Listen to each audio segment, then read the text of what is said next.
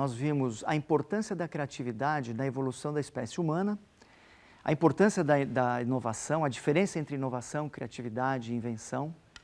Nós vimos alguns exemplos de inovação centrada no ser humano, com exemplos muito simples, né, de soluções muito simples, que não precisa ser altíssima tecnologia.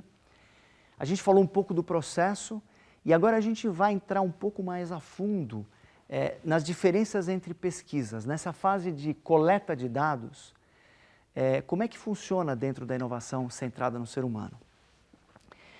Então, existem diversos tipos de pesquisas, né? Existem as pesquisas quantitativas, onde a gente usa estatística, a gente entrevista muitas pessoas, para, por exemplo, 100 pessoas, nós vamos ter 10 verdades, né?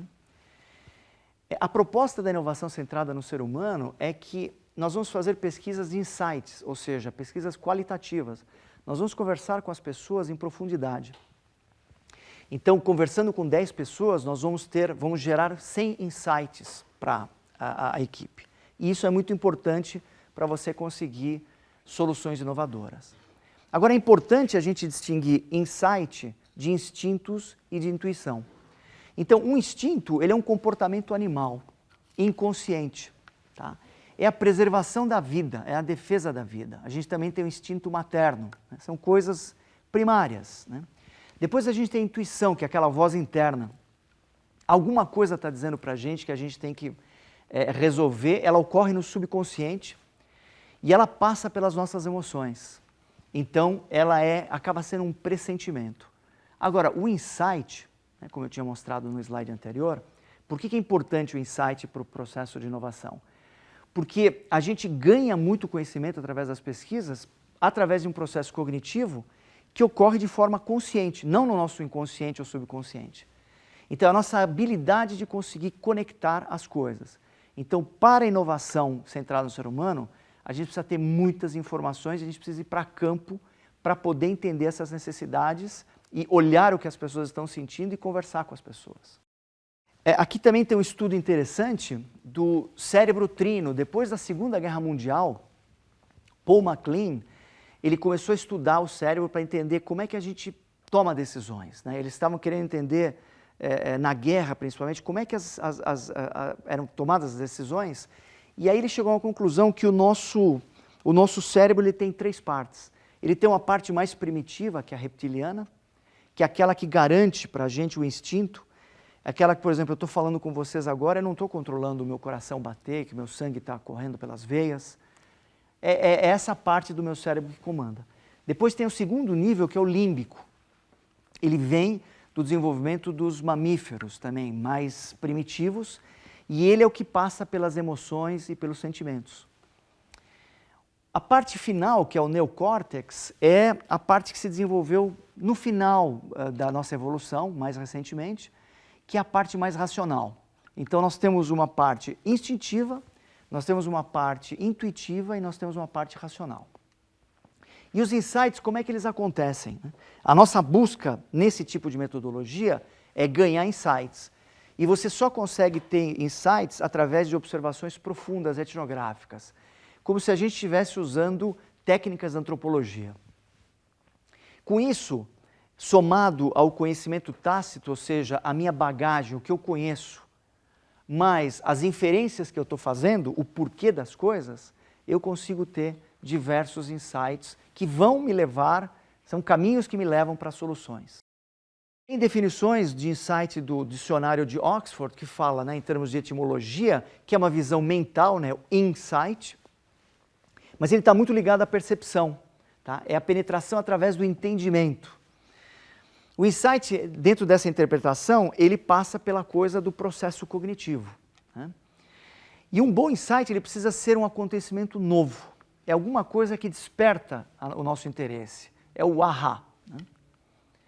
Bom, mas o que são necessidades, né? Então, a gente precisa diferenciar um pouco as necessidades das pessoas. Nós estamos resolvendo problemas de seres humanos. Então, nós temos necessidades explícitas e as implícitas. Vou mostrar aqui para vocês, nessa metáfora com um iceberg. As nossas necessidades explícitas são aquilo que a gente consegue falar ou pensar, né? Então, eu falo e eu faço. mas de uma forma estruturada, eu consigo me expressar, né? Depois tem a parte do inconsciente, isso aqui é consciente e tem a parte inconsciente, mas eu, de fora, eu consigo observar a pessoa utilizando um serviço ou um produto. E tem as necessidades tácitas e latentes, que são aquelas mais profundas, que eu só consigo tirando com algumas técnicas, algumas ferramentas especiais. Então, é importante essa separação, porque muitas vezes as pessoas têm necessidades que elas não conseguem expressar, e é aí que a gente consegue trazer grandes inovações. Agora, por que a gente tem essa dificuldade tão grande de percepção para a inovação, que acaba sendo uma barreira? Porque o ser humano, ele é um ser de hábitos, é como escovar o dente. A gente escova os dentes todos os dias e a gente acaba tendo hábitos que levam a rotinas, que nos levam ao status quo, e isso acaba se sedimentando como um costume. Então a gente tem que atuar nos modelos mentais das pessoas, para poder despertar essa percepção. Então nós somos criaturas de hábitos, e se a gente solucionar os problemas da maneira que a gente sempre fez com os nossos hábitos, nós vamos conseguir ter uma solução incremental apenas. Então a gente precisa pegar o problema, quebrar esse hábito, romper esse ciclo do hábito, do costume, do status quo, com soluções criativas para ter as melhorias radicais. Tem técnicas para a gente entender as necessidades.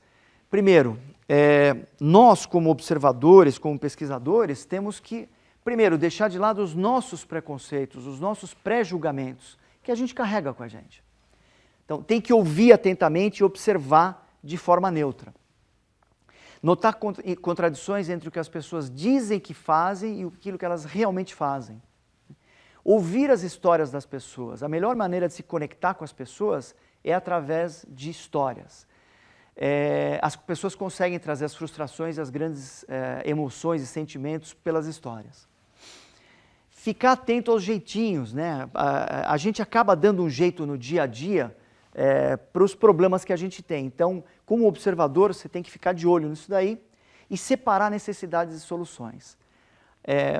Quando a gente pula direto para uma solução, a gente acaba convergindo rapidamente e a gente pula uma fase muito importante de poder trazer novas soluções diferentes e novas alternativas.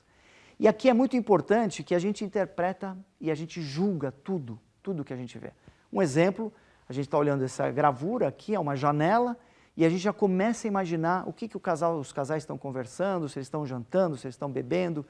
Então, mesmo sem a gente saber o que está se passando, a gente começa a passar uma história na nossa cabeça. Então, como observador, você tem que ser uma pessoa neutra para tirar os seus preconceitos e conseguir ver de uma maneira isenta dos seus próprios modelos mentais.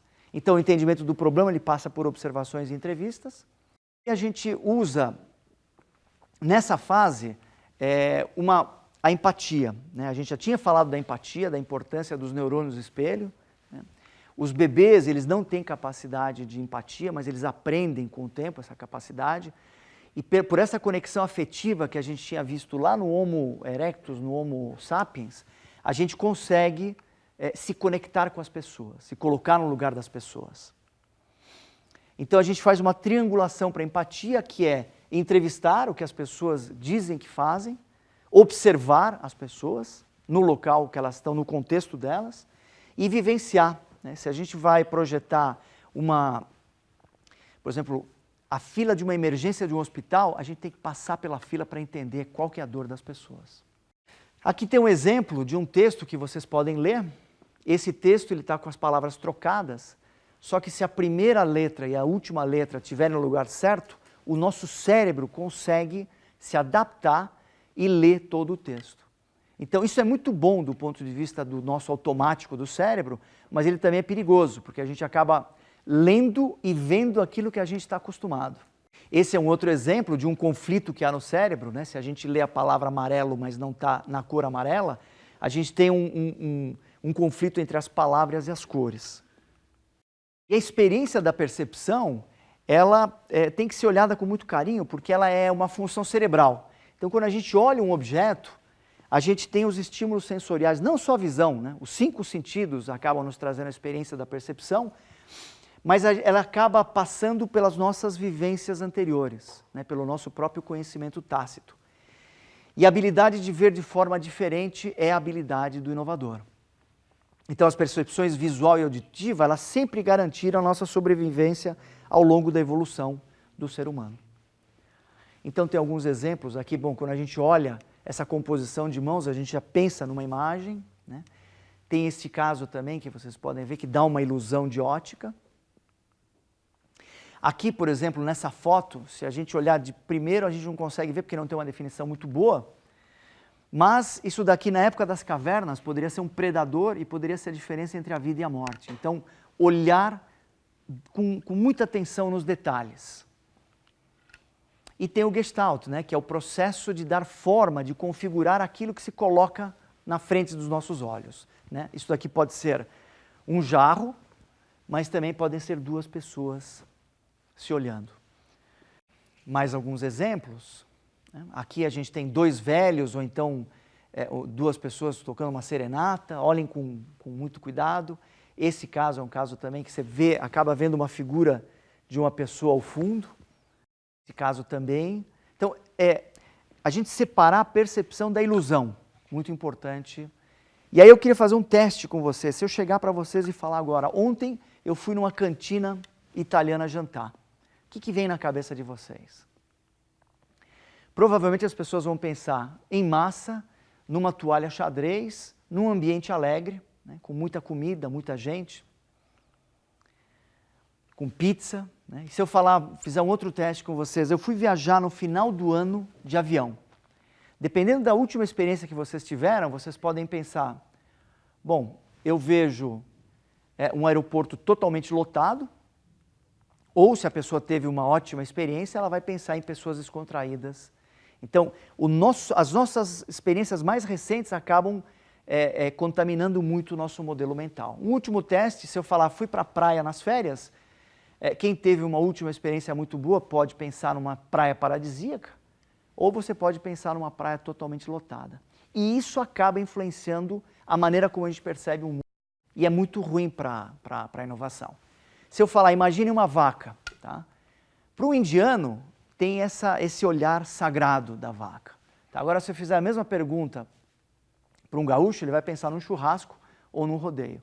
Então, o mesmo objeto, dependendo da cultura ou da pessoa que está olhando, ele tem significados diferentes. Então, a gente já viu aqui as necessidades, que podem ser as explícitas e as implícitas, né? E aqui, muito importante, a gente diferenciar as necessidades das soluções.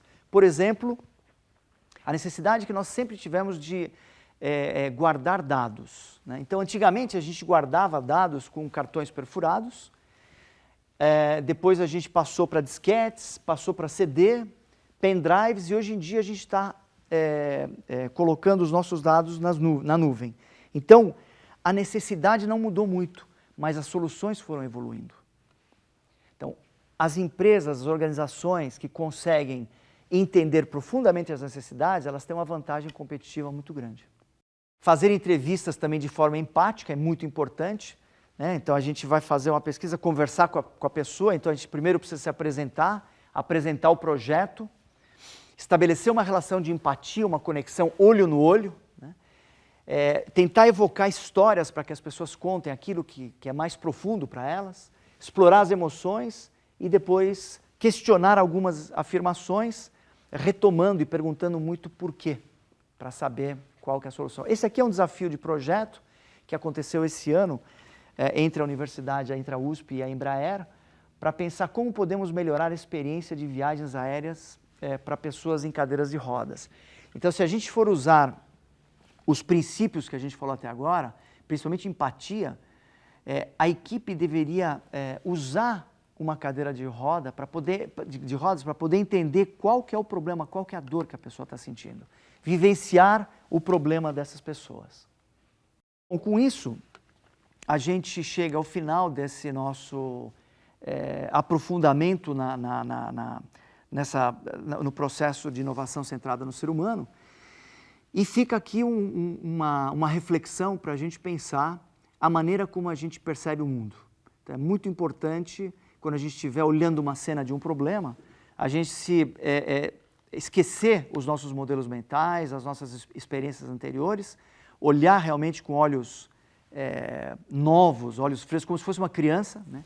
Ou como se fosse um turista. Vocês já perceberam que um turista, quando chega num lugar, ele percebe todos os detalhes. Então, tenha o olhar do turista quando vocês forem olhar uma cena de um problema e faça uma conexão com as pessoas quando vocês fizerem entrevistas.